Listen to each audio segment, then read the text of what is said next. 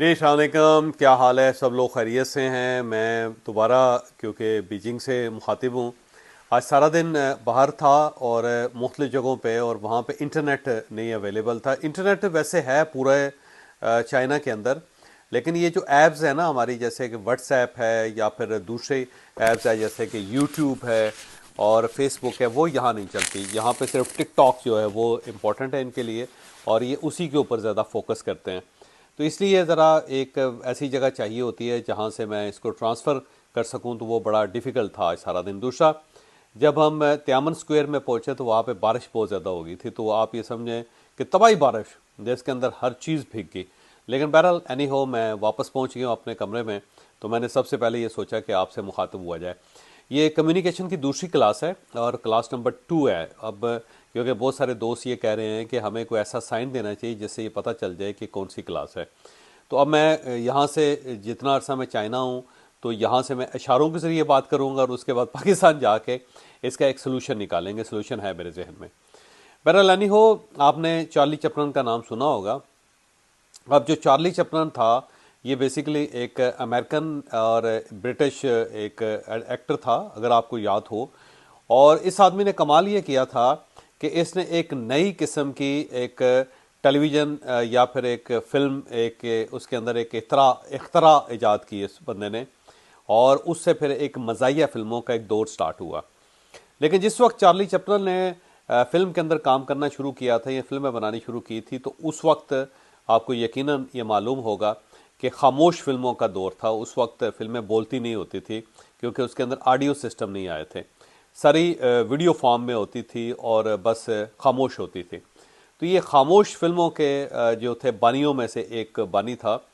और अब आप देखें कि एक आदमी जिसने एक पूरा एक यार्ना क्रिएट कर दिया फिल्म के अंदर, और वो यार्ना क्या था कि एक मज़ाहिया एक्टर होना चाहिए। यही वजह है कि दुनिया का कोई ड्रामा हो, कोई फिल्म हो, या कोई नावल भी उसके बाद लिखा गया हो, या कोई स्क्रिप्ट भी लिखा गया हो, तो उसके अंदर चार्ली चैपलिन को ज़हन में रखा गया कि उसका कमाल ये था चार्ली चैपलिन का कि उसने मज़ाक के ज़रिए हर चीज़ एक पैदा की, और उससे उसने लोगों को समझाना और बताना शुरू किया। तो बहरहाल जब वो एक्टर बना या उसने फिल्में बनानी शुरू की, तो फिल्में बहुत ही मशहूर हुई। यानी दुनिया का कोई ऐसा कोना नहीं है जिसमें आज भी लोग चार्ली चैपलिन से वाकिफ़ ना हो। और दूसरा ये है कि वो दौर जिसके अंदर खामोश फिल्में होती थी, चार्ली चैपलिन नंबर 1 एक्टर था। और उसने उस ज़माने में करोड़ों डॉलर कमाए फिल्मों के ज़रिए, और बहुत अमीर, बड़ा रईस आदमी बन गया वो। अब अगर आप चार्ली चैपलिन की फिल्में देखें या फिर मिस्टर बीन की देखें, जो मिस्टर बीन है वो भी ज़ाहिर है उसने फिर कॉपी करना शुरू किया था उस चार्ली चैपलिन को। मिस्टर बीन जो है ब्रिटिश है। तो अब अगर आप मिस्टर बीन को देखें या चार्ली चैपलिन को देखें, तो आप ये देख के हैरान रह जाएंगे कि पूरी फिल्म के अंदर उन्होंने कोई मुकालमा नहीं बोला, यानी कोई लफ्ज़ नहीं बोलते, और सिर्फ अपनी हरकतों से, अपनी बॉडी लैंग्वेज से अपनी हर चीज़ कन्वे करते हैं। और सिर्फ कन्वे नहीं करते, बल्कि आपको हंसने पे, मुस्कुराने पे, कहका लगाने पे मजबूर कर देते हैं। तो अब अगर आप मिस्टर बीन को देखें या चार्ली चैपलिन को देखें, तो उससे आपको एक चीज़ का अंदाज़ा होगा कि जो कम्युनिकेशन है उसके अंदर ही वर्बल कम्युनिकेशन जो होती है या वर्बल वर्ड्स होते हैं, वो इतने इंपॉर्टेंट नहीं होते जितना आपके जेस्चर्स, आपकी बॉडी लैंग्वेज इंपॉर्टेंट होती है। तो जब चार्ली चैपलिन ने अपनी बॉडी लैंग्वेज के ज़रिए इतनी बड़ी मार्केट क्रिएट कर ली, उसने ना सिर्फ दुनिया जहान का जो मीडिया था उसके ऊपर उसने अपना नक्श छोड़ दिया, बल्कि उसने दुनिया को ये भी बता दिया कि अगर आप बॉडी लैंग्वेज के एक्सपर्ट हैं तो फिर आप बड़ी आसानी से कम्युनिकेट कर सकते हैं। तो अब अगर आप चार्ली चैपलिन को देखें और फिर उसके बाद मिस्टर बीन्स को देखें, तो फिर आपको ये अंदाज़ा होगा कि जो कम्युनिकेशन है उसके अंदर लफ्ज़ों का इतना अमल दखल नहीं होता जितना बॉडी लैंग्वेज का असर होता है। अब बॉडी लैंग्वेज होती क्या है, क्योंकि आपने बहुत सारे लोगों ने सवाल भी किए हैं। बॉडी लैंग्वेज जो होती है ना, 3 चीज़ों के ऊपर मुश्तमिल होती है। नंबर 1 तो थिंकिंग, ये यहाँ पे, तो इस जगह पे जो आप सोचते हैं ना, वो आपके फेस के ऊपर आता है और फिर उसके बाद दूसरे आदमी तक कन्वे होता है। मसलन कभी आपने देखा है कि जो बिल्लियाँ होती हैं या कुत्ते होते हैं या आपने जो पेट्स रखे होते हैं, आप उनके साथ कैसे कम्युनिकेट करते हैं? कभी आपने सोचा है, या वो आपके साथ कैसे कम्युनिकेट करते हैं? आप और वो दोनों जो हैं यहाँ से कम्युनिकेट करते हैं। जो वो सोचते हैं उनकी सोच आपके ऊपर अफेक्ट करती है और आपको अंदाज़ा हो जाता है। और सेम इसी तरह जो आप सोच रहे होते हैं वो भी ट्रांसमिट हो जाता है जानवर तक, और जानवर उसको अंडरस्टैंड कर जाता है। बच्चे भी इसी तरह करते हैं। बहुत बच्चे छोटे जो होते हैं ना, ये 3 4 5 महीने के, वो अपनी माँ के साथ किस तरह कम्युनिकेट करते हैं, या अपने वालिद के साथ, या अपने बहन भाइयों के साथ, या अपने एनवायरनमेंट के साथ किस तरह कम्युनिकेट करते हैं। बच्चा भी अंदर से सोचता है, वो फील करता है, और वो जो फीलिंग होती है वो ट्रांसफ़र होती है बिल्कुल रेज की तरह, और वो दूसरे आदमी को स्ट्राइक करती है, दूसरा आदमी उसको फील करता है। आप भी जब बड़े प्यार से बच्चे की तरफ देखते हैं तो आपके अंदर से एक रे निकलती है, एक लाइट निकलती है, और उससे बच्चा जो है इंटरप्रेट करता है कि आप उसे प्यार से देख रहे हैं। या आप कभी बहुत छोटा बच्चा हो ना, जो पंगूड़े के अंदर हो या माँ की गोद के अंदर हो, आप उसके बारे में ज़रा बुरा सोच के देखें या उसको नुकसान पहुंचाने के बारे में सोचें, तो आप देखेंगे कि बच्चा अनईजी हो गया। तो वो जो हम सोचते हैं, जो हमारा थिंकिंग प्रोसेस होता है, वो रिफ्लेक्ट करता है देखने वालों या जो हमारे एनवायरनमेंट के अंदर लोग होते हैं उन तक पहुंचता है। दूसरा जो है इसके अंदर वो ये है कि हमारी जो फेस है उसके ऊपर 200 पॉइंट्स होते हैं, 200 पॉइंट्स हैं। ये जो 200 पॉइंट है ना, ये जब मिलते हैं तो एक इम्प्रेशन क्रिएट होता है, और ये जो इम्प्रेशन है वो दूसरा आदमी उसको अंडरस्टैंड करता है। तो जो कुछ हम सोचते हैं या जो कुछ हम कन्वे करना चाहते हैं, हमारे जो मसल्स हैं, 200 पॉइंट्स हैं, वो उसको एक मैसेज की शक्ल देते हैं, और वो मैसेज जो है दूसरे आदमी तक कन्वर्ट होता है, दूसरे आदमी तक पहुंचता है और वो उसको ग्रैब करता है। और जो थर्ड चीज़ है वो ये है कि हमारा उठना, हमारा बैठना, हमारा चलना, हमारा दाएं बाएं देखना, वो उसके अंदर एक मैसेज होता है। तो वो जो मैसेज होता है वो दूसरे आदमी तक पहुंचता है। तो ये ज़हन में रखें कि सर हमारी जो कम्युनिकेशन होती है उसके अंदर 93%, क्या 93% जो होती है नॉन वर्बल होती है, यानी उसमें लफ्ज़ नहीं होते। और ये जो हम लफ्ज़ों के ज़रिए कम्युनिकेट करते हैं वो सिर्फ 7% होता है। और उस 7% में भी बहुत सारे लोग ऐसे होते हैं जो बहुत अच्छा कन्वे कर लेते हैं, और बहुत सारे ऐसे लोग होते हैं जो उन 7% जो वर्ड्स हैं उसके अंदर भी को बहुत अच्छा तरीके से कन्वे नहीं कर पाते, या अच्छे तरीके से दूसरे आदमी को अपना मैसेज नहीं पहुंचा पाते। वरना ये जो अगर आप 7% को भी पूरी तरह अगर आप कन्वे करना चाहें और उसको अगर आप तरीके से कन्वे करें तो वो भी बहुत टू मच है। लेकिन उसमें से भी कुछ लोग होते हैं जो 3% कन्वे कर पाते हैं, कुछ 4% होते हैं, कुछ 5% होते हैं, और कोई बड़े हार्डली 7% तक लोग जाते हैं। वरना जो लोग हैं वो 1 2 3 4 5% तक जाके रुक जाते हैं, और उसके बाद वर्बल कम्युनिकेशन वो नहीं कर पाते, या उनके पास उतने अल्फाज नहीं होते या फ़िक्र नहीं होते। बाकी जो 93% है ना जी, वो नॉन वर्बल है। वो आपका जेस्चर आपको बताता है। जैसे कि अब अगर आप एक बंदे को कह रहे हैं यार तू बड़ा ही ज़हीन आदमी है, अब ये कहेंगे तू बड़ा ही ज़हीन आदमी है, लफ्ज़ ये कह रहा है कि आप उसकी तारीफ़ कर रहे हैं। लेकिन ये जो होता है तू बड़ा ही ज़हीन आदमी, इसके अंदर तंज है। तो आपका जो फेस है वो बता रहा है कि आप उसके ऊपर तंज कर रहे हैं, आप उसकी तारीफ़ नहीं कर रहे। तो ये जो बिहेवियर है, ये जो हमारा जेस्चर है, इसकी कम्युनिकेशन होती है जो दूसरे आदमी तक पहुंचती है। अल्फाज जो होते हैं उसकी कोई हैसियत, कोई अहमियत इस सारी कम्युनिकेशन के अंदर नहीं होते। अब सवाल यह है कि हम अगर कम्युनिकेशन सीखना चाहते हैं तो हमें करना क्या चाहिए। देखें, आपको 93% अपनी जो बॉडी लैंग्वेज है उसके ऊपर तवज्जो देनी चाहिए। जब आप उसके ऊपर तवज्जो देंगे तो अल्फाज की अहमियत ख़त्म हो जाएगी, या अगर अहमियत होगी भी तो बहुत कम रह जाएगी। अब सवाल यह है कि वो 93% जो है हम अपनी जो कम्युनिकेशन है उसको बॉडी के ज़रिए कैसे, या नॉन वर्बल जो वर्ड्स हैं उसके ज़रिए कैसे कम्युनिकेट कर सकते हैं, कैसे बेहतर बना सकते हैं। तो जनाब आज से आप एक्टर की तरह सोचना शुरू करें। एक्टर्स होते हैं जो क्या करते हैं, आप देखिएगा कोई भी स्क्रीन हो ना, तो जब एक्टर उसके अंदर दाखिल होता है या स्क्रीन के सामने आता है तो बोलने से पहले वो अपनी बॉडी लैंग्वेज के ज़रिए कम्युनिकेट करने की कोशिश करता है। कभी ऐसा नहीं हुआ कि कोई एक्टर आया हो और आने से पहले वो बोल रहा हो या आते ही उसने बोलना शुरू कर दिया, नहीं। सबसे पहले वो एक जेस्चर देता है और उसके बाद फिर बोलता है। मसलन एक मुलाजिम अगर स्क्रीन के ऊपर आ रहा है तो आपको कैसे पता चलता है कि ये मुलाजिम है? उसका एक ख़ास बिहेवियर होता है, उसकी एक ख़ास ड्रेसिंग होती है, उसका एक ख़ास किस्म का तर्ज अमल होता है। आप उससे अंदाज़ा लगाते हैं कि ये मुलाजिम है और ये जो सामने बंदा बैठा हुआ ये बॉस है, और उसके बाद बॉस बोलता है और उसके बाद फिर मुलाजिम बोलता है।